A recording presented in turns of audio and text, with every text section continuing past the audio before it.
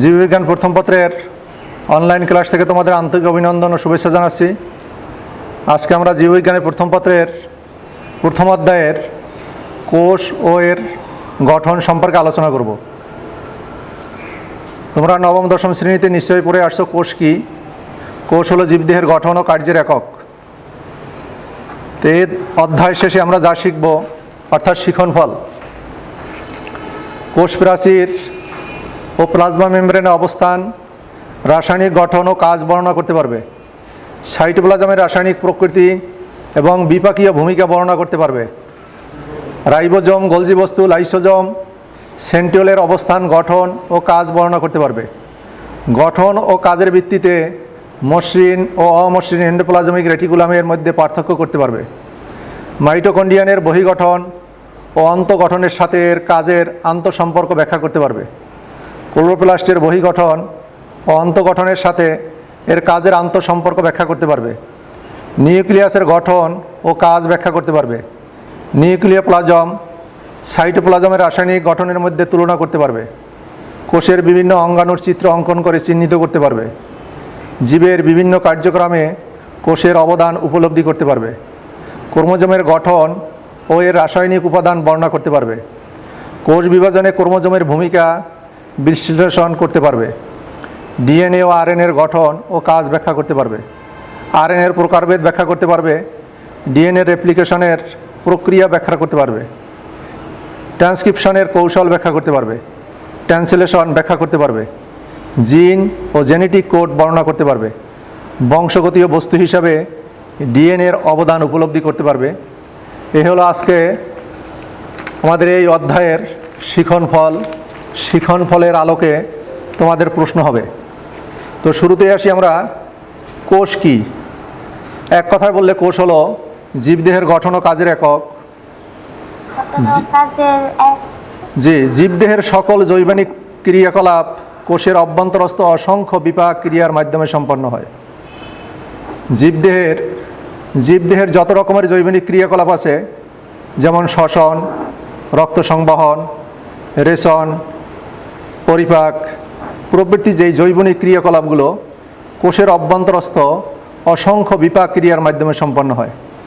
বিপাক ক্রিয়া কাকে বলে? অর্থাৎ বিপাক ক্রিয়া হলো দুই ধরনের, একটা হলো উপস্থিতি আর একটা অপস্থিতি। যেমন জীব খাদ্য গ্রহণ করে, খাদ্য গ্রহণ করার পরে খাদ্যটা পরিপাক হয়ে শোষণের উপযোগী যখন হয়, এটা শোষণ করে দেহ শক্তিশালী হয়, এটাকে বলা হয় উপস্থিতি। আর যদি কোনো কারণে দেখা যায় অপস্থিতি, যেটা যে অসুস্থ হয়ে গেল কেউ, এরকম রোগ ব্যাধির কারণে সে কিছুদিন অসুস্থ ছিল, ভুগলো, এই কারণে যে শরীরের যে ক্ষয় হয়, শরীরের যে লস আসে, এটা হলো অপস্থিতি। তো এবার আসি, ইংরেজিতে সেলের বাংলা প্রতিশব্দ হলো কোষ। রবার্ট হুক কোষবিদ্যার জনক যাকে বলা হয়।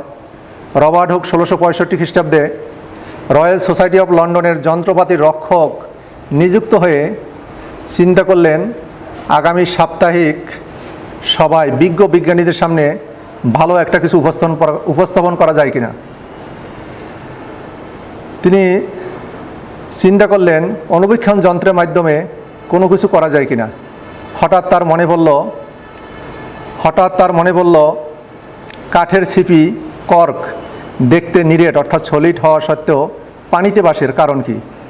তো তিনি কাঠের ছিপির একটা পাতলা সেকশন করে অণুবীক্ষণ যন্ত্রে দেখে লক্ষ্য করলেন মৌচাকের কুঠুরির মতো অসংখ্য কুঠুরি বা প্রকোষ্ঠ দেখা যায়। তখন তার মনে পড়ল আশ্রমে সন্ন্যাসীদের বা পাদ্রীদের থাকার যে ছোট ছোট প্রকোষ্ঠ বা কুঠুরি, এই কথা তার মনে পড়ল। এদেরকে সেল বলা হয়। পাদ্রীদের থাকার যে অসংখ্য ছোট ছোট কুঠুরি, এদেরকে সেল বলা হয়। তখন থেকে এই যে সিপির যে ছোট ছোট লিটেল বক্সগুলোকে তিনি নামকরণ করেন সেল। ল্যাটিন সেলুলার শব্দের অর্থ হলো ক্ষুদ্র প্রকোষ্ঠ বা কুঠুরি। তখন থেকে এই সেল, বাংলা কোষ নাম প্রচলিত হয়ে আসছে। তো আমরা সেল বা কোষের নামকরণের ইতিহাস জানলাম। তো কোষ কী? বইয়ের ভাষায় যদি আমরা বলতে যাই, বইয়ের ভাষায় সংজ্ঞা দিলে বলা যাবে কোষ হলো জীবদেহের গাঠনিক ও কার্যকরী একক, যা নির্দিষ্ট পরিমাণ প্রোটোপ্লাজম নিয়ে গঠিত, বৈষম্যবেদ্য ঝিল্লি দ্বারা আবৃত, স্বনির্ভর ও আত্মপ্রজননশীল। আমরা যখন কোষের সংজ্ঞা লিখব, আমরা এই সংজ্ঞাটাই লিখব। আমি আবার বলতেছি, কোষ হলো জীবদেহের গাঠনিক ও কার্যকরী একক, যা নির্দিষ্ট পরিমাণ প্রোটোপ্লাজম নিয়ে গঠিত, বৈষম্যবেদ্য ঝিল্লি দ্বারা আবৃত, স্বনির্ভর ও আত্মপ্রজননশীল। আমরা যখন কোষের সংজ্ঞা লিখব, এই সংজ্ঞাটাই লিখব। এটা সবসময়ের জন্য মনে রাখবে।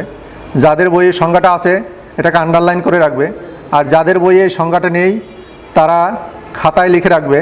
আর খাতায় লেখার চেয়ে তোমাদের যে রাইটারের বই হোক, ওই কোর্স চ্যাপ্টারে বইয়ের মধ্যে ছোট ছোট অক্ষরে লিখে রাখবে, এই সংজ্ঞাটা দিবে সবাই। এরপরে আসি আমরা, কোষ কতগুলো বৈশিষ্ট্য বহন করে, কি কি বৈশিষ্ট্যের কারণে কোষকে বিজ্ঞানীরা সংজ্ঞায়িত করেছে, বৈশিষ্ট্যগুলো দেখি একবার। বৈশিষ্ট্যগুলো হলো, জীবনের জন্য প্রয়োজনীয় সকল গাঠনিক ও আণবিক উপাদান কোষে থাকে। জীবনের জন্য প্রয়োজনীয় সকল গাঠনিক ও আণবিক উপাদান কোষের মধ্যে থাকে।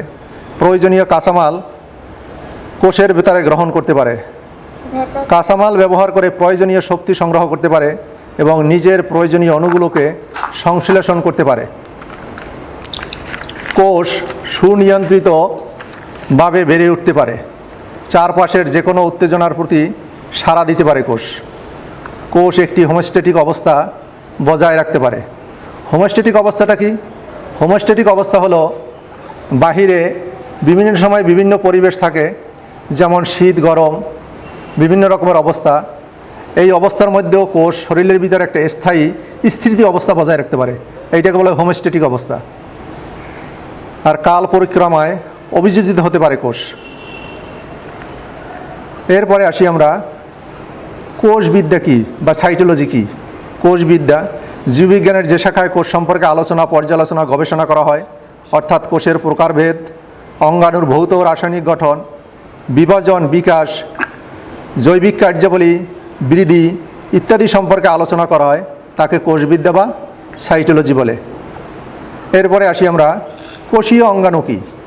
কোষীয় অঙ্গাণু, এক কথায় যদি আমরা বলতে যাই, কোষের ভিতরে যে সমস্ত অঙ্গাণুগুলো আছে এগুলোকেই কোষীয় অঙ্গাণু বলা হয়। তো বইয়ের ভাষায় যদি আমরা বলি, বইয়ের ভাষায় বললে এভাবে বলা যেতে পারে, কোষের সাইটোপ্লাজমে বিদ্যমান জীবন্ত কার্য সম্পাদনকারী ও কোষের জীবন ধারণের জন্য অপরিহার্য ক্ষুদ্রাঙ্গসমূহকে কোষীয় অঙ্গাণু বলে।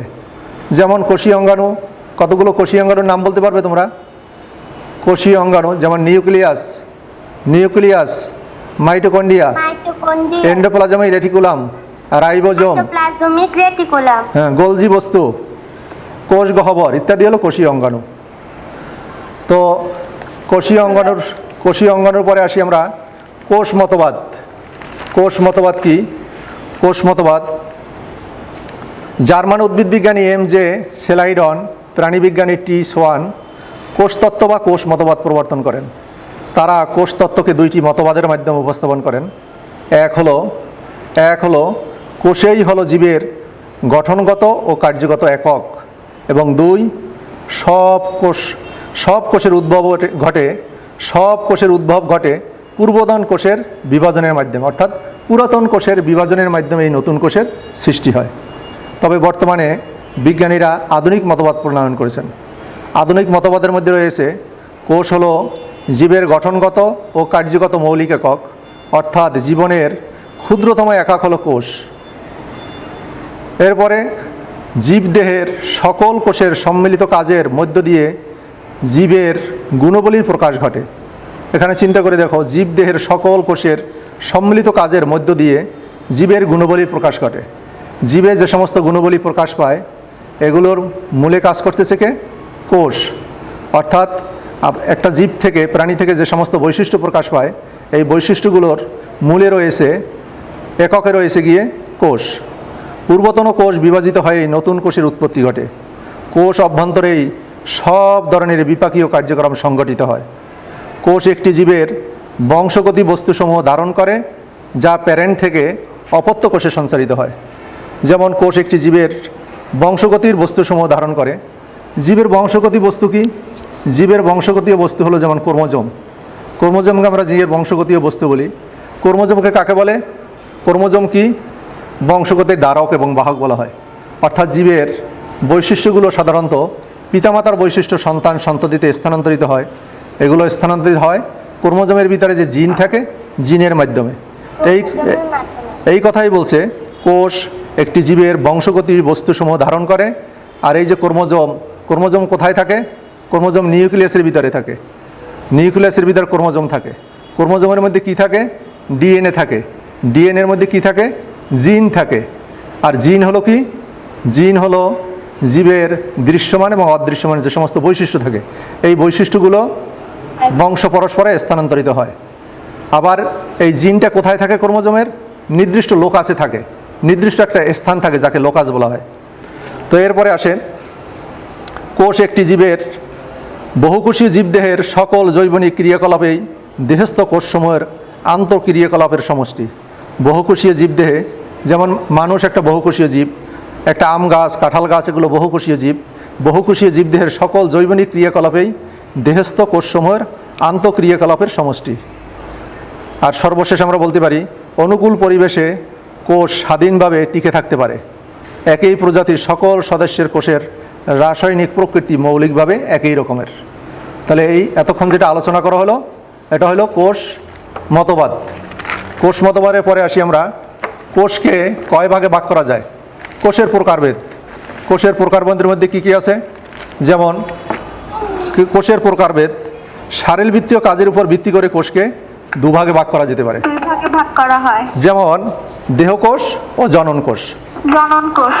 দেহকোষ এক কথায় আমরা বলতে পারি জীবদের দেহ যে কোষের মাধ্যমে গঠিত হয় তাকেই দেহকোষ বলা হয়। দেহকোষ বলে। আর জনন কোষ কাকে বলে? অর্থাৎ জনন কার্য সম্পন্ন হয় যে কাজের মাধ্যমে তাকে জনন কোষ বলে। এটা যদি আমরা এক কথায় বলি। আর যদি আমরা বইয়ের ভাষায় বলি, বইয়ের ভাষায় বলতে গেলে দেহকোষ হলো জীবদেহের অঙ্গ ও অঙ্গতন্ত্র গঠনকারী কোষকে দেহকোষ বলা হয়। আবার বলতেছি আমি, জীবদেহের অঙ্গ ও অঙ্গতন্ত্র গঠনকারী কোষকে দেহকোষ বলে। একে দেহকোষকে আবার অটোসোম বলা হয়। দেহকোষকে অটোসোম বলা হয়। পূর্বতন দেহকোষ থেকে বিভাজনের মাধ্যমে নতুন দেহকোষ সৃষ্টি হয়। উচ্চ শ্রেণীর জীবের দেহকোষে সাধারণত ডিপ্লয়েড সংখ্যক ক্রোমোজোম থাকে। ডিপ্লয়েড সংখ্যক ক্রোমোজোম মানে টোয়াইসেন ক্রোমোজোম থাকে। টোয়াইসেনকে বলা হয় ডিপ্লয়েড। আর এনকে বলা হয় কি? হ্যাপ্লয়েড। তাহলে উচ্চ শ্রেণীর জীবদেহে ডিপ্লয়েড সংখ্যক অর্থাৎ টোয়াইসেন ক্রোমোজোম থাকে।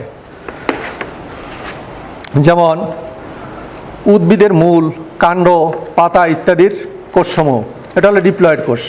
এরপরে আসেন যে জনন কোষ। জনন কোষ হলো বহুকোষী জীবের যেসব কোষ কেবলমাত্র জনন কোষে অংশগ্রহণ করে। বহুকোষী জীবের যে সমস্ত কোষ জনন কাজে অংশগ্রহণ করে তাদেরকে জনন কোষ বলে। এরা আবার দুই ধরনের।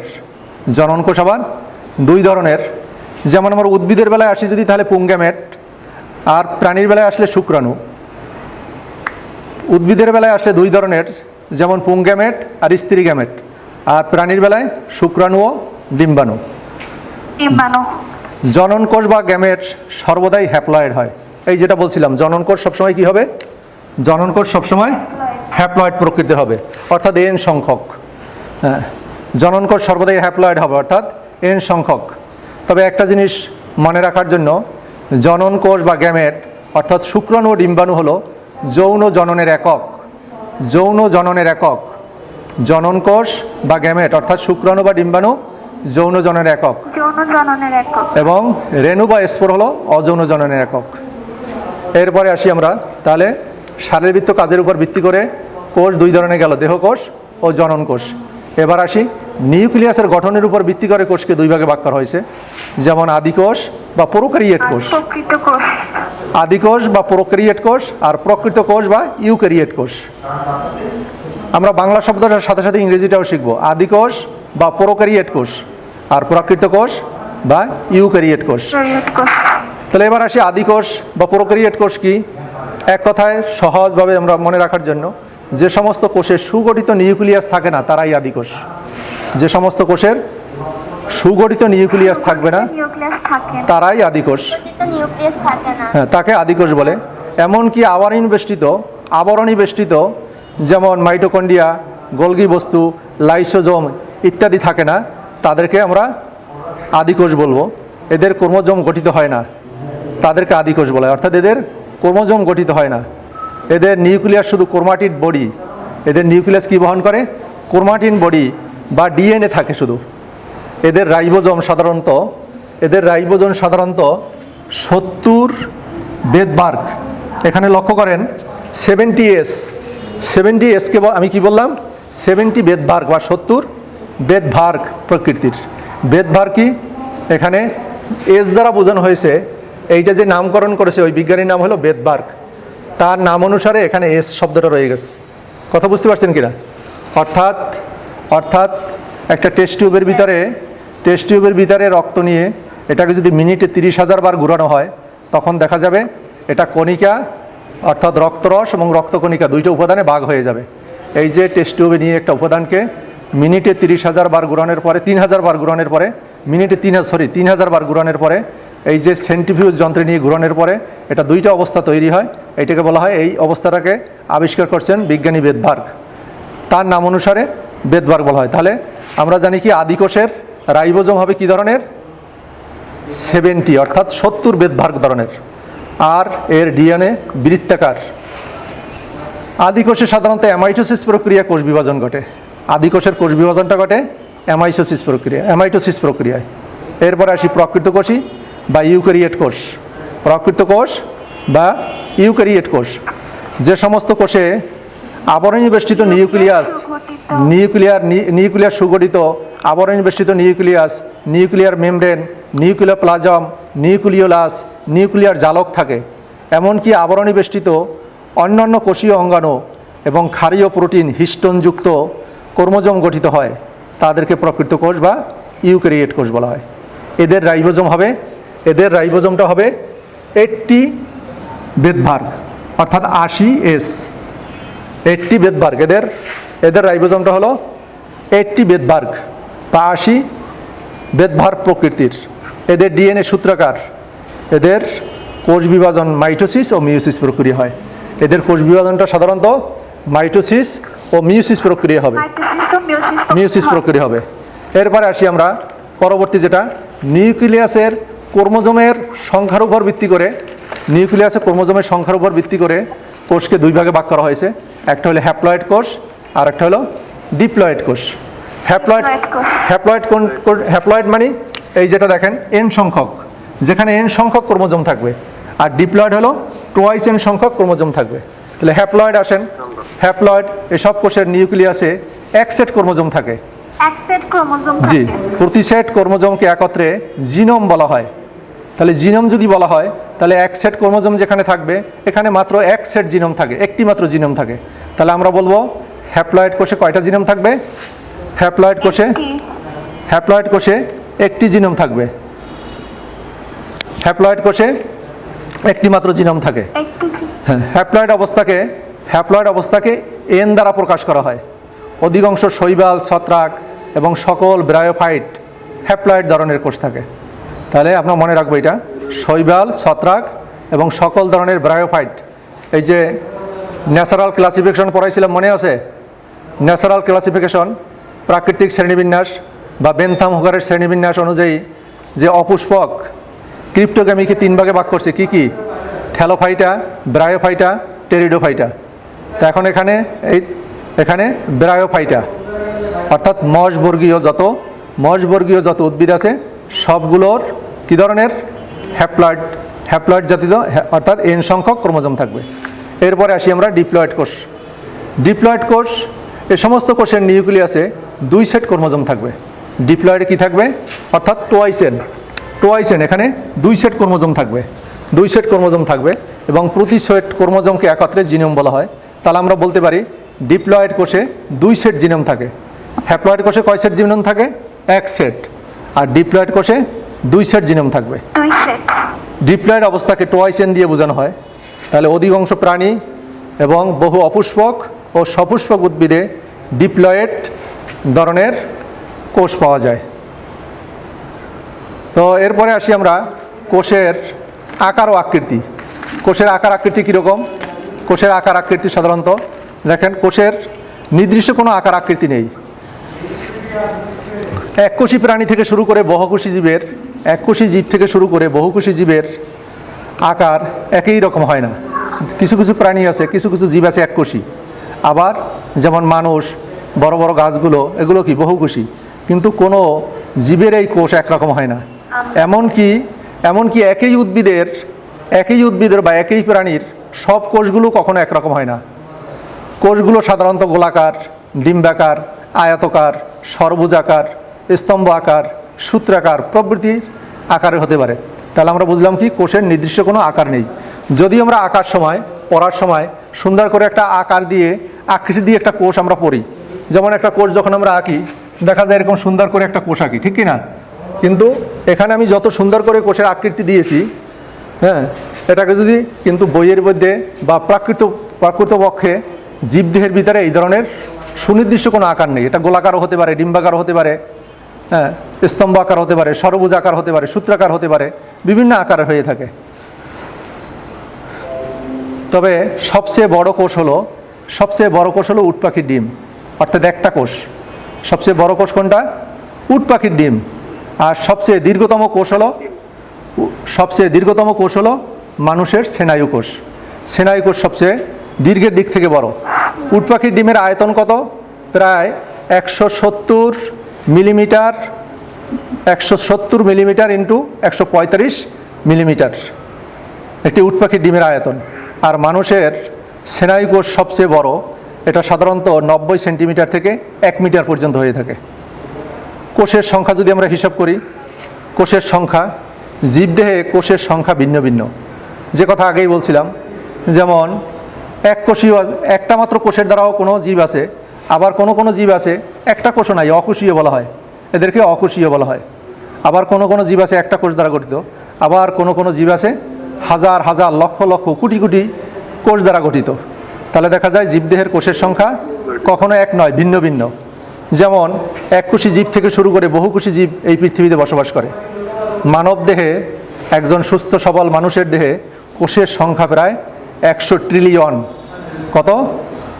100 ট্রিলিয়ন। মানব দেহে কোষের সংখ্যা হলো 100 ট্রিলিয়ন। এরপরে সর্বশেষ আসি আমরা কোষ পরিমাপের একক। কোষ পরিমাপ কী দিয়ে আমরা কোষ পরিমাপ করব? যেমন কাপড় পরিমাপ করি আমরা মিটার দিয়ে, গজ দিয়ে, ইঞ্চি দিয়ে। এরকম বিভিন্ন দ্রব্য পরিমাপ করি আমরা কেজি দিয়ে, হ্যাঁ, তরল পদার্থ পরিমাপ করি লিটার দিয়ে। তবে কোষ কী দিয়ে পরিমাপ করব? কোষের একক হলো মাইক্রন আর মিলিমাইক্রন। যেমন কোষের